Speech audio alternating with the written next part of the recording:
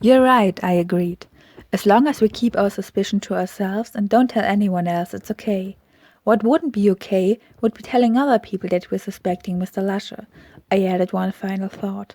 In the meantime, we had arrived back at the workshop and deposited the bag Mr. Lusher had given to us next to the crate of returnable bottles.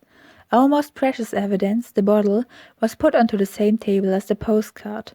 We took another blank sheet of paper and pressed it onto the parts of the bottle that had clearly visible fingerprints. Then we compared the resulting prints with the ones on the postcard. It was obvious in an instant.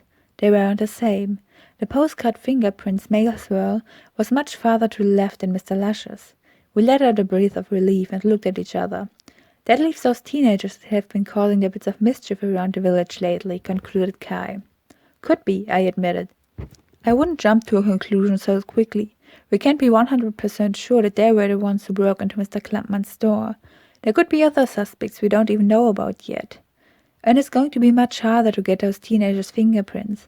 I hope they're going to be as nice and friendly as Mr. Clumpman and Mr. Lusher, Louisa added her concerns on the matter.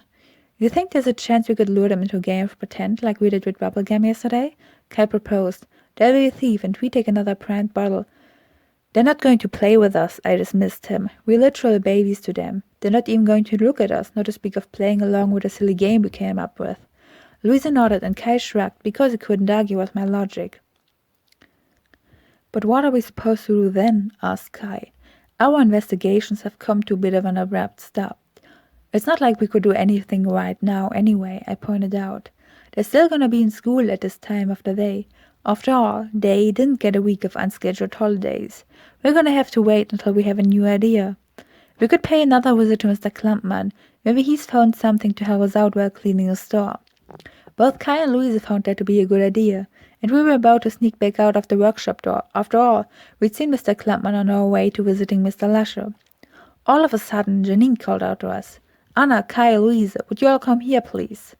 We pledged ignorance and continued our flight, but somehow my dad had anticipated the move. He walked over the old schoolyard and into the workshop, effectively cutting off our escape route. I found them, he called to Janine, and pushed us into the main hallway. Janine stood at the bottom of the staircase, with a fully dressed bubblegum next to her.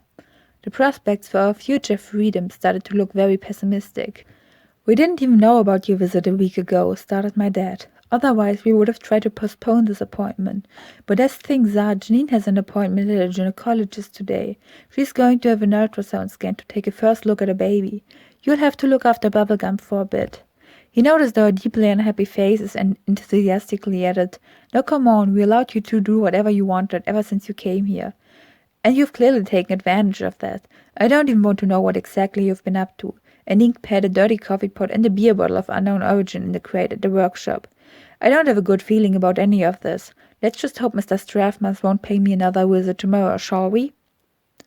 I think it's just fair that you'll have to look after bubblegum for a couple hours now. Just go to the playground or something. Which one? I asked. You could take the one next to the old school, or you walk until you get to the bigger one, a bit further up the valley. It's in a sink a bit outside of Michel, below the old railway bridge. It's much larger and has much more interesting equipment, said Janine. Right, but if you find a red sign that says off-limits, you have to turn around immediately and leave the area. The lower part of the playground could be completely flooded in a matter of minutes. The news were just sending out further warnings regarding the possible thaw floodings. Are we supposed to take along our swimming suits? I joked. No chance, my dad admitted mournfully, and went along with my joke the tiniest bit. You're not allowed to go for a swim in the Michel, because it leads to the reservoir for Drinkle Water further down the valley. It's reasonable, isn't it? You wouldn't be thrilled to having to brush your teeth with leftover bathwater from Louise. My father did make a very good point there, and we went to do what we were supposed to do, without taking along our swimming suits, instead fully dedicating ourselves to our destined occupation as well-looking child sitters. Bubblegum evidently didn't care for our inner turmoil, and probably thought having to play with him was a badge of honor. No, he didn't notice even a waft of our reluctance, grinning brightly in our directions, overjoyed at the opportunity to hang out with his older siblings. I had no idea what exactly was going on in the head of that little boy like him. Any reasonable person would have realized just how unhappy we were at the prospect of having to look after him.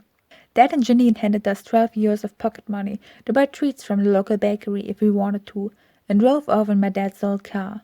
We stood left behind in the schoolyard, a pathologically grinning 2.5-year-old next to us. Great, there we were, chasing after the criminal element of Michel, only to be brought down by having to babysit my little brother. Chapter 19, in which we go to play on a playground, involuntarily. Come on, Kai broke a sorrowful silence, saving us from completely drowning in self-pity.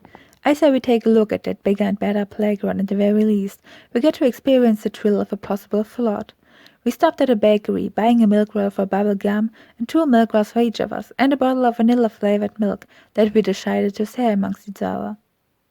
Kai ended up having to run back to the bakery to get a second one because it had tasted so good and because the weather had made us all feel thirsty.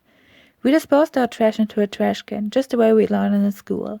Soon we had left Michel behind, the main village that was, since there was a much smaller accumulation of houses trailing up the hill, a kilometre or so after Michel had officially ended.